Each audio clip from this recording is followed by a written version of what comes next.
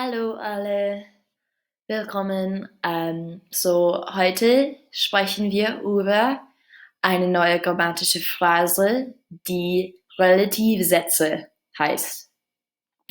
So the thing we're going to be talking about today, our new grammatical phrase, is called relative clauses. No, not that kind of clause. All right, so was ist ein Relativsatz? So have some pen, paper, pencil, whatever you need. Get ready to take some notes off of these slides. I'll post them on Google Classroom afterwards too, but it's also best practices to take notes while we're going through something new.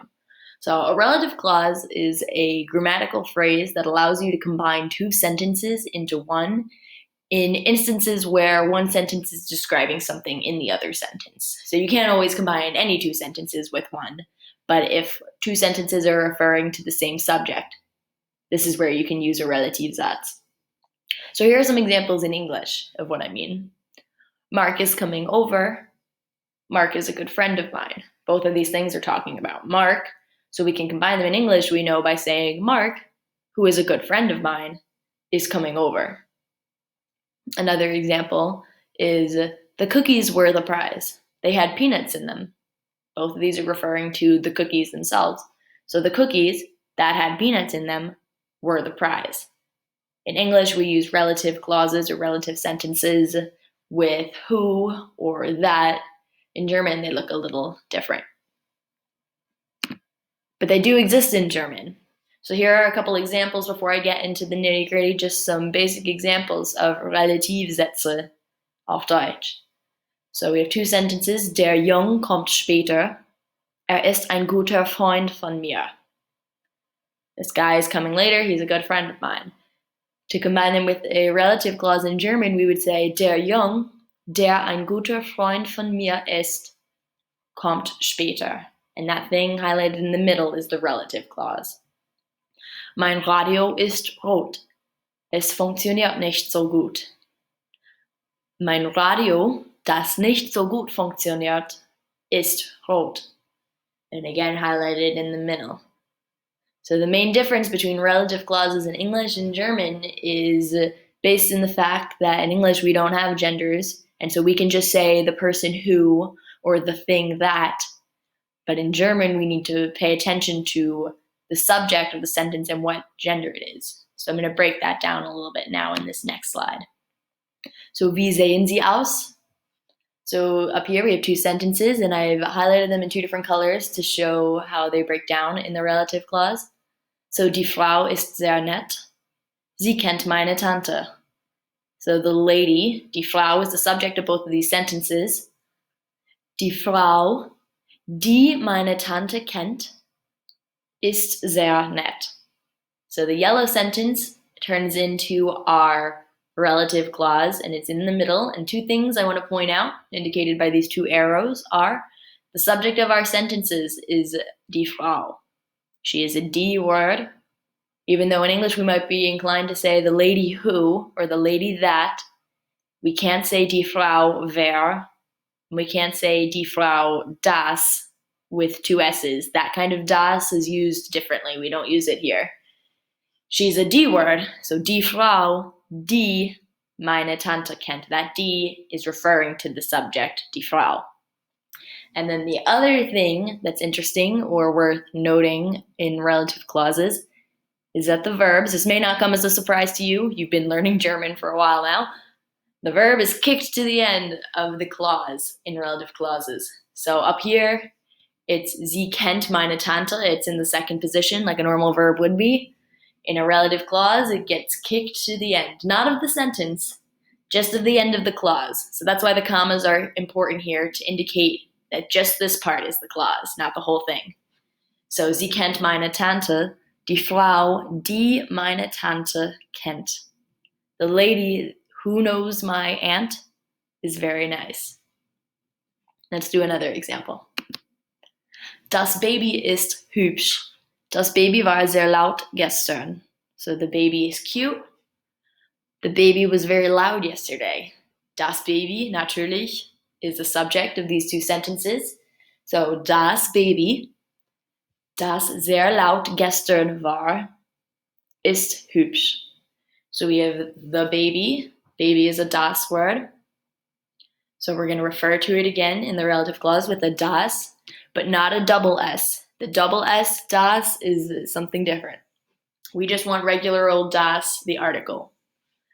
Das Baby, das sehr laut gestern war. Just because it's in the past tense, it doesn't change anything. The war is going to go at the end of the clause. And then we wrap it up with the information from the first sentence. Das Baby, das sehr laut gestern war, ist hübsch. Let's do one more. Mein Bruder ist ärgerlich. Soll meiner Mutter helfen. So my brother is annoying or frustrating. He should help my mom. So mein Bruder, der meiner Mutter helfen soll, ist ärgerlich. So mein Bruder und are the two subjects here. At neither point do we mention the article or use the article, but we still need it. We still need to know that Bruder is a der word because that's what we're going to use to refer to him in the relative clause. So mein Bruder, der meiner Mutter helfen soll, ist ärgerlich. This is good for if you have more than one brother. And so you're saying, my brother, the one that should help my mom, ist ärgerlich. Mein Bruder, der meiner Mutter helfen soll, ist ärgerlich. And then here we see two verbs. So we have sollen und helfen. And both of them, it doesn't matter how many verbs there are in the sentence that becomes a relative clause, they all get kicked to the end with the conjugated one going at the very end.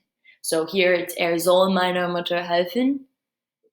So helfen soll, the conjugated one goes at the very end. Doesn't matter how many verbs there are, they all get kicked to the end of the clause. Something else I just want to point out is that in all my other examples, the relative clause was always going in the middle of a sentence, right in between, kind of like bookends. That doesn't have to be the case. Es muss nicht immer in der Mitte sein. So at the beginning of this video, ganz am Anfang, maybe you heard me say it, or maybe you didn't recognize it yet because we hadn't talked about it, but I said, heute sprechen wir über eine neue grammatische Phrase. Es gibt hier so ein E, es fehlt. Eine grammatische Phrase.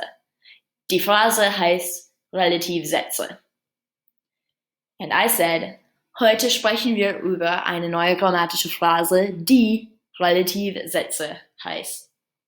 So this doesn't fall in the middle, but this is considered a relative clause because I'm taking this information and I'm adding it to the one sentence and I'm referring back to the Phrase. So it's die Phrase, and so it's going to be die here, and heißen is our verb, and that gets kicked to the end of the phrase. Technically the end of the sentence too, but more importantly, it's the end of the phrase. So heute sprechen wir über eine neue grammatische Phrase, die Relativsätze heißt. We're talking about a new grammatical phrase that is called Relativsätze. But instead of using that, das, we need the article. Versteht ihr? Is this making sense? You can always watch through this as many times as you need. Take notes. We're going to talk about this in class. Die grammatische Phrase, die wir diese Woche lernen, ist ein bisschen kompliziert. The grammatical phrase that we are learning this week is a little complicated. We're going to make sure we don't use das here, even though we want to, because in English we would just say that, and our minds go to das. We need the die. Die grammatische Phrase, die wir diese Woche lernen. Verb ist am Ende. Verb is at the end of the clause. Ist ein bisschen kompliziert. So I want you guys, along with your notes, somewhere at the bottom of your notes or at the end, versucht ihr. Give it a try.